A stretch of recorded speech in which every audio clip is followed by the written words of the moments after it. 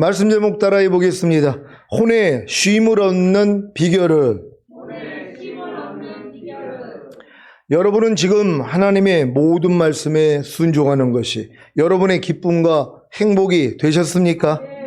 아니면 아직도 힘들고 어렵습니까?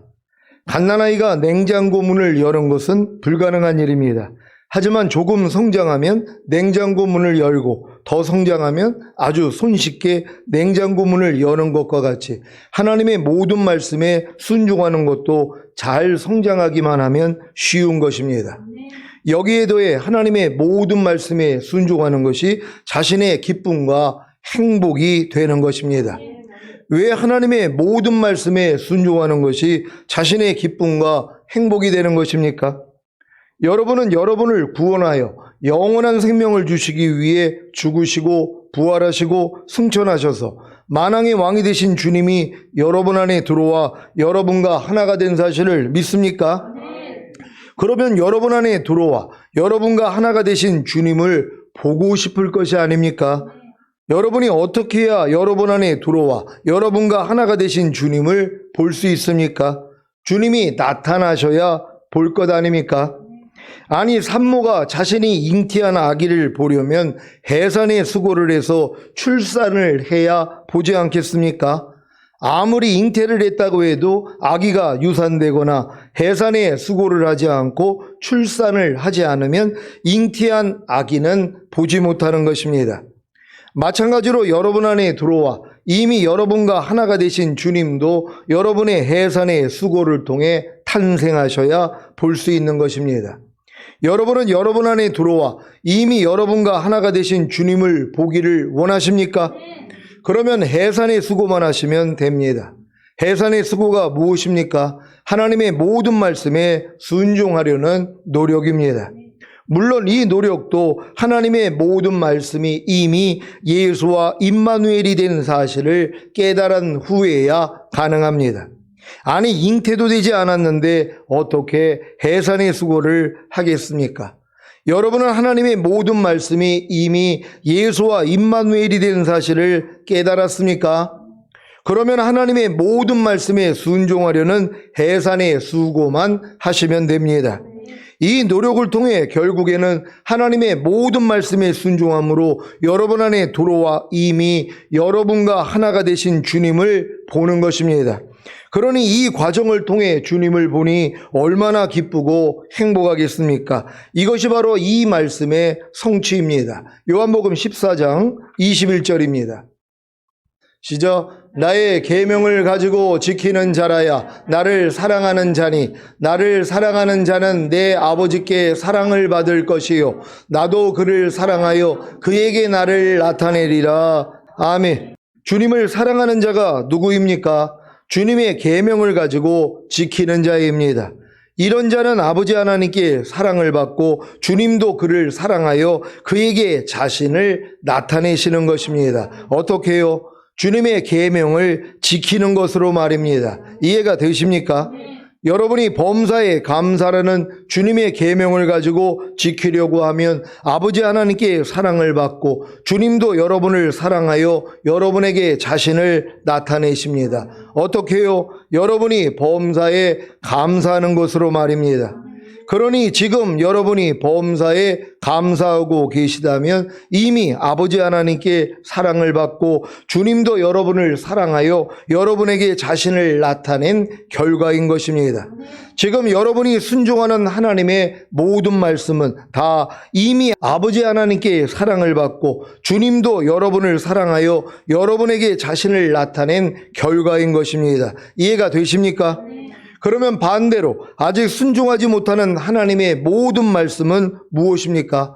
아버지 하나님께 사랑을 받지 않고 주님도 여러분을 사랑하지 않기에 여러분에게 자신을 나타내지 않은 결과입니다. 왜 이런 결과가 나온 것입니까? 여러분이 하나님의 모든 말씀에 순종하려고 하지 않았기 때문입니다. 그러면 왜 여러분이 하나님의 모든 말씀에 순종하려고 하지 않은 것입니까? 아직 새 언약의 성취인 성령 세례, 즉 마음의 할례인 혼의 구원을 받지 못했기 때문입니다. 여러분이 혼의 구원을 받아 새 마음, 즉 예수 그리스도와 하나가 된 새 마음을 갖기 전에는 절대로 하나님의 모든 말씀에 순종할 수가 없기에 아예 순종하려고 하지 않는 것입니다. 아니, 새가 아닌 사람으로 태어난 사람이 어떻게 새처럼 날 수가 있겠습니까?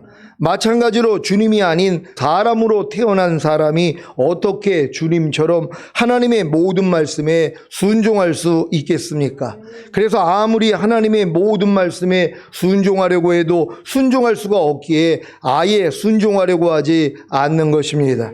하지만 진정으로 주님을 사랑하기에 하나님의 모든 말씀에 순종하려고 하면 할 수 있는 방법을 알려주십니다. 무엇입니까?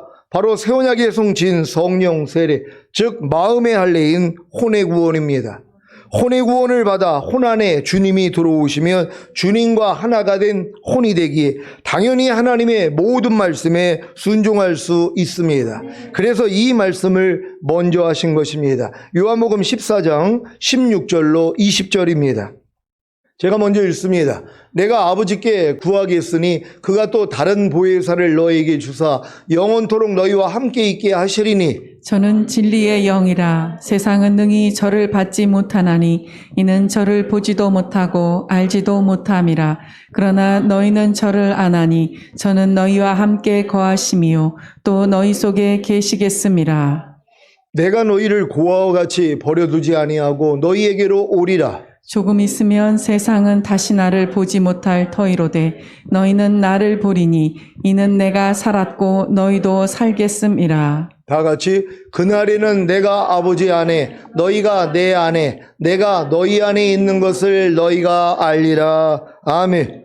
여러분은 예수님을 믿음으로 구원과 영생을 얻은 후에 죄사함과 의롭다함이 실제가 되어 거듭나는 영의 구원을 얻었습니까?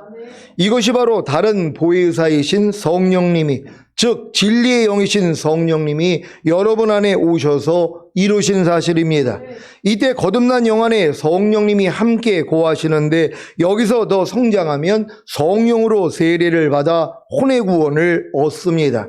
이때 새로워진 혼 안에 성령님이 계시는 것입니다. 성령님이 어떻게 여러분의 영을 거듭나게 해서 영 안에 함께 거하시고 성령님이 어떻게 여러분의 혼을 새롭게 하여 혼 속에 계시는지 잘 아셨습니까? 이것이 이 말씀의 성취입니다. 요한복음 14장 17절입니다. 다 같이 읽습니다. 시작. 저는 진리의 영이라. 세상은 능히 저를 받지 못하나니 이는 저를 보지도 못하고 알지도 못함이라. 그러나 너희는 저를 아나니 저는 너희와 함께 거하심이요 또 너희 속에 계시겠음이라. 아멘. 여러분과 함께 거하시는 성령님과 또 여러분 속에 계시는 성령님을 이해하셨습니까?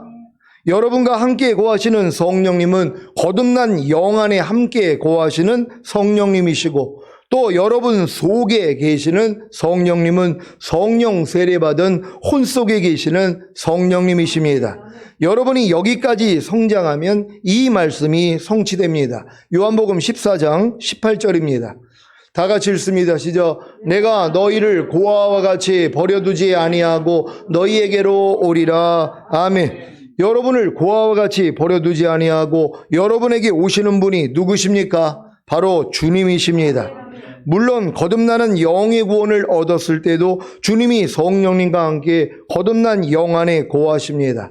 하지만 이때는 아직 어리기에 자신의 영 안에 성령님만 계신 줄 알지 주님이 함께 계시는 것은 모릅니다. 여러분이 더 성장하여 성령 세례받는 혼의 구원을 얻었을 때에는 주님이 성령님과 함께 새로워진 혼 속에 계시는 것을 압니다. 그래서 이것을 알게 된 사도 바울은 내게 사는 것은 그리스도니 너희 안에 이 마음을 품으라 곧 그리스도 예수의 마음이니 라고 한 것입니다. 여러분이 새 언약에 송친 성령 세례, 즉 마음의 할례인 혼의 구원을 받았다면 여러분은 새 마음, 즉 예수 그리스도와 하나가 된 새 마음이 되는 그날이 된 것입니다. 그러면 이 말씀이 성취됩니다. 요한복음 14장 20절입니다. 다 같이 읽습니다. 시작. 그날에는 내가 아버지 안에 너희가 내 안에 내가 너희 안에 있는 것을 너희가 알리라. 아멘. 여러분에게는 그날이 왔습니까? 그렇다면 하나님의 모든 말씀과 여러분이 하나가 된 것을 믿게 될 것입니다. 그래서 이 말씀이 성취되는 것입니다. 요한복음 14장 21절입니다. 다 같이 읽습니다. 시작. 나의 계명을 가지고 지키는 자라야 나를 사랑하는 자니 나를 사랑하는 자는 내 아버지께 사랑을 받을 것이요 나도 그를 사랑하여 그에게 나를 나타내리라. 아멘. 여러분은 지금 하나님의 모든 말씀이 여러분의 순종을 통해 나타나고 계십니까? 그러면 이 말씀도 성취됩니다. 요한복음 14장 23절입니다. 다 같이 읽습니다. 시작. 예수께서 대답하여 가라사대 사람이 나를 사랑하면 내 말을 지키리니 내 아버지께서 저를 사랑하실 것이요 우리가 저에게 와서 거처를 저와 함께 하리라. 아멘. 이제 아버지와 아들과 성령님이 여러분에게 오셔서 거처를 여러분과 함께 하시는데 무슨 수고하고 무거운 짐이 있겠습니까? 만약에 수고하고 무거운 짐이 있다면 여러분을 거처로 삼고 여러분과 함께 하시는 성삼위 하나님을 알게 하시려는 것입니다. 그래야 더욱 기쁘고 행복할 것 아닙니까? 그래서 오늘은 혼의 쉼을 얻는 비결에 대해 알려드리고자 합니다. 모두 다 은혜 받으시고 혼의 쉼을 얻으시기를 바랍니다. 마태복음 11장 28절로 30절을 한글 킹제임스 성경으로 읽겠습니다. 제가 먼저 읽습니다. 수고하고 무거운 짐진 자들아 다 내게로 오라. 그러면 내가 너희에게 쉼을 주리라. 나는 마음이 온유하고 겸손하니 내 멍에를 메고 나에게 배우라. 그리하면 너희가 너희 혼의 쉼을 얻으리라. 다 같이 이는 내 멍에는 쉽고 내 짐은 가볍기 때문이라고 하시더라. 아멘. 수고하고 무거운 짐을 지는 영역이 어디입니까? 여러분의 혼입니다. 만약에 혼이 없거나 혼이 작용을 하지 않는다면 수고하고 무거운 짐은 아예 없는 것입니다. 혼수 상태에 있는 환자를 생각하면 이해가 되실 것입니다. 하지만 살아있는 사람에게는 누구에게나 생각과 감정과 의지인 혼이 있는 것 같이 살아있는 동안에는 수고하고 무거운 짐을 질 수밖에 없습니다. 그러면 왜 주님이 여러분이 살아있을 동안에 수고하고 무거운 짐을 질 수밖에 없도록 하신 것입니까? 바로 그 수고하고 무거운 짐을 인해 주님께 오도록 하신 것입니다. 이해가 되십니까? 여러분에게는 어떤 수고하고 무거운 짐이 있습니까? 사람 간의 어려움이 있습니까? 환경 안에 어려움이 있습니까? 학교와 직장과 가정과 각종 모임에 어려움이 있습니까? 정신적, 육체적 질병 때문에 어려움이 있습니까? 버리지 못하는 죄들로 인해 순종하지 못하는 말씀들로 인해 어려움이 있습니까? 이 모든 어려움을 다 주님이 허락하신 사실을 아십니까? 마태복음 10장 29절입니다. 다 같이 읽습니다. 시작. 참새 2마리가 한 아사리온에 팔리는 것이 아니냐. 그러나 너희 아버지께서 허락지 아니하시면 그 하나라도 땅에 떨어지지 아니하리라. 아멘. 이 말씀을 믿습니까? 참새 한 마리가 땅에 떨어지는 것도 아버지 하나님께서 허락하셔야 가능하다면 당연히 여러분에게 일어나는 모든 어려움들도 아버지 하나님께서 허락하시지 않겠습니까? 그러면 왜 여러분에게 모든 어려움을 허락하시는 것입니까? 여러분의 혼의 유익을 위해 하나님의 거룩하심의 참여자들이 되도록 하시는 것입니다. 그래서 여러분은 자그마한 혼의 어려움만 생겨도 수고하고 무거운 짐만 생겨도 신속히 주님께 나아가야 합니다. 어떻게 해요? 그저 주님을 부르면 됩니다. 그러면 혼의 쉼을 얻습니다. 물론 처음부터 되는 것은 아니고 몇 가지 단계를 거쳐야 합니다. 첫 번째 단계는 자그마한 혼의 어려움만 생겨도 수고하고 무거운 짐만 생겨도 신속히 주님께 나아가 주님을 부르는 것입니다. 물론 이 첫 번째 단계도 십자가 복음을 듣고 예수님을 자신의 구세주로 영접함으로 구원과 영생을 얻은 후에 죄사함과 의롭다함이 실제가 되어 거듭나는 영의 구원을 얻어 주님과의 첫사랑을 경험해야 합니다. 왜냐하면 주님과의 첫사랑을 경험함으로 성령 안에서 의와 평강과 희락을 누렸어야 자그마한 혼의 어려움만 생겨도 수고하고 무거운 짐만 생겨도 신속히 주님께 나아가 주님을 부를 수 있기 때문입니다. 왜 그렇게 많은 신자들이 크고 작은 혼의 어려움이 생기고 수고하고 무거운 짐이 생겨도 신속히 주님께 나아가 주님을 부르지 않고 혼자서 낑낑 매거나 자기 힘과 노력과 방법으로 어려움을 해결하려고 노력하는지 이해가 되십니까? 아직 주님과의 첫사랑이 없기 때문에 주님을 신뢰하지 못하는 것입니다. 하지만 거듭나는 영의 구원을 얻어 하나님의 자녀가 된 신자들은 주님과의 첫사랑을 경험했기에 이 첫 번째 단계를 통해 혼의 어려움과 수고하고 무거운 짐을 해결해 주시는, 즉 혼의 쉼을 주시는 주님을 경험해 나가며 성장합니다. 물론 어느 정도 성장하면 아무리 혼의 어려움과 수고하고 무거운 짐이 생겨 신속히 주님께 나아가 주님을 불러도 주님이 응답하시지 않습니다. 그래서 두 번째 단계로 나아가야 하는 것입니다. 두 번째 단계는 자그마한 혼의 어려움만 생겨도, 수고하고 무거운 짐만 생겨도 신속히 주님께 나아가 주님을 부르지만 아무 소용이 없으므로 절망하는 것입니다. 이때가 바로 사망의 음침한 골짜기를 통과하는 시기입니다. 그래서 혼의 죽음을 경험하게 해주시는 것입니다. 여기까지 이르러야 자기 마음이, 곧 자기 혼이 만물보다 거짓되고 심히 부패한 것을 알기에 자기 마음, 곧 자기 혼을 믿지 않고 부인하려는 노력을 합니다. 하지만 이것도 자기 마음, 곧 자기 혼으로 하는 자기 의와 자기 열심일 뿐입니다. 이 노력을 통해 결국에는 자기 마음, 곧 자기 혼으로 할 수 없다는 것을 깨달으면 새 언약에 송친 성령 세례, 곧 마음의 할례인 혼의 구원을 받아 주님의 마음과 하나가 되는 것입니다.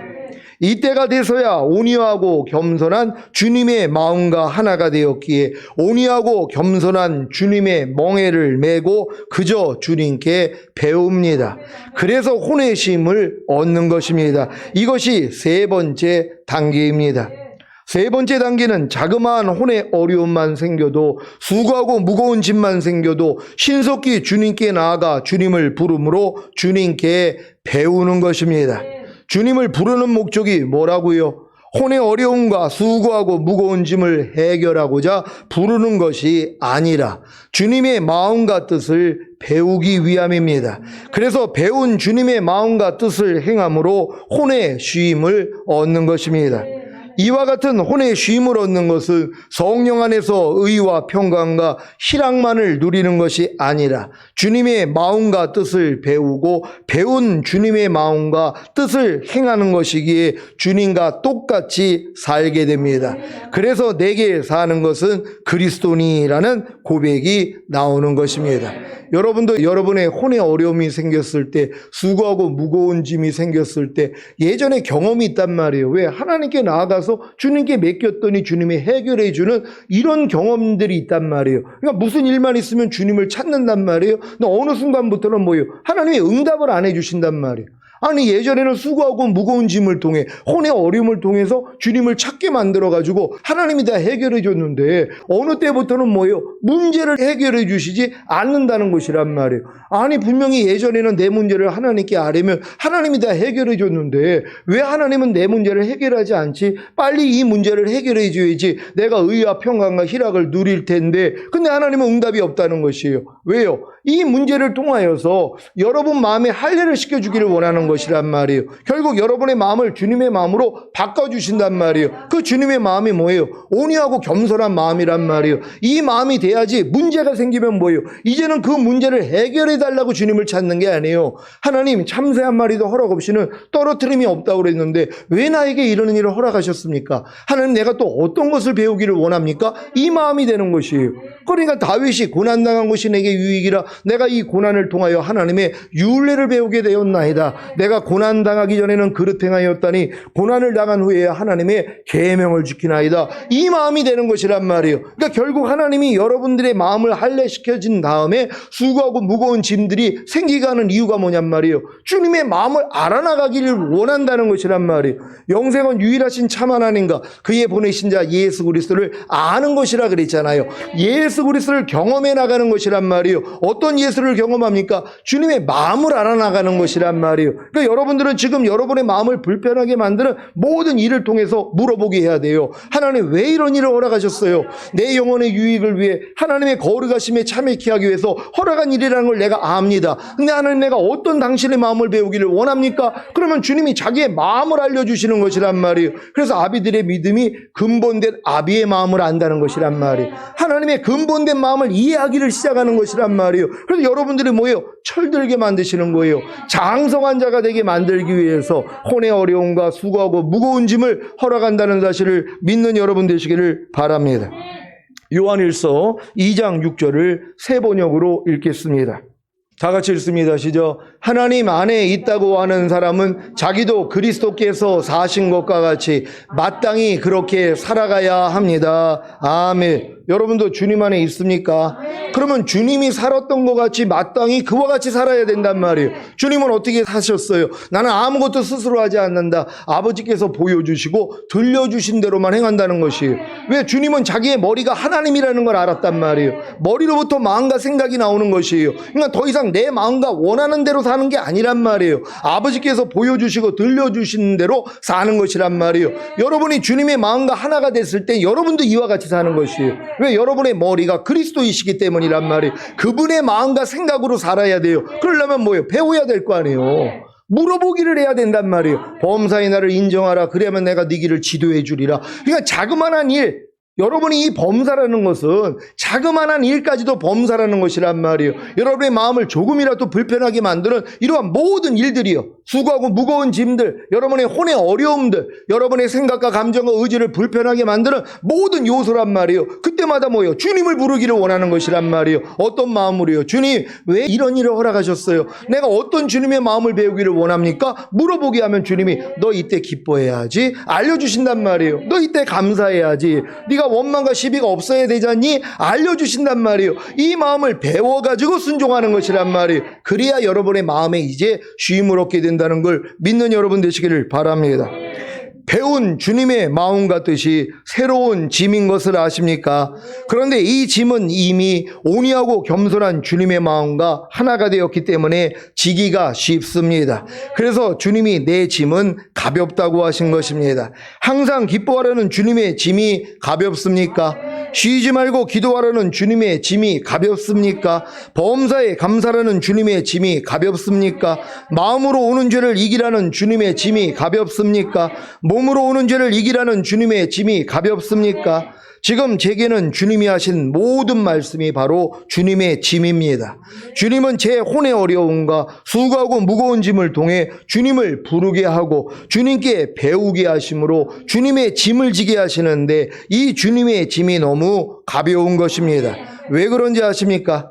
주님의 짐이, 즉 주님의 모든 말씀이 저의 죄로 인해 죽으시고 부활하시고 승천하셔서 생명을 주시는 영이 되신 후에 저의 영과 혼과 몸 안에 들어와 이미 저와 하나가 되는 사실을 믿기 때문입니다.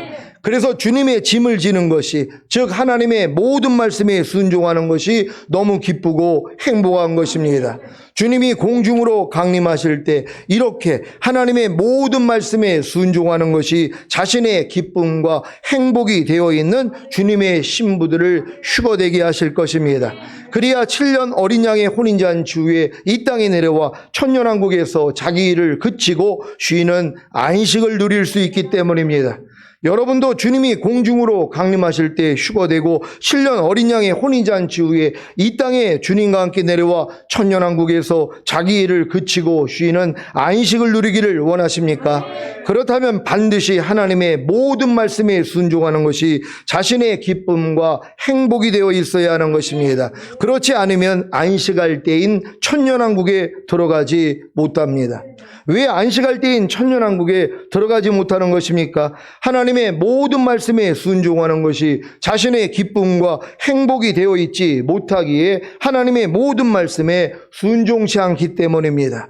그러니 온 영과 혼과 몸의 구원인 전인구원의 믿음을 얻음으로 하나님의 모든 말씀에 순종하는 것이 자신의 기쁨과 행복이 되어 있는 것이 얼마나 중요한 일입니까? 그래서 이 말씀을 하신 것입니다. 히브리서 3장 15절로 4장 11절을 현대인의 성경으로 읽겠습니다. 제가 먼저 읽습니다. 성경에서는 오늘 너희가 그의 음성을 듣거든 반역하던 때처럼 못된 고집을 부리지 말아라고 하였습니다. 말씀을 듣고도 하나님을 노엽게 한 사람이 누구였습니까?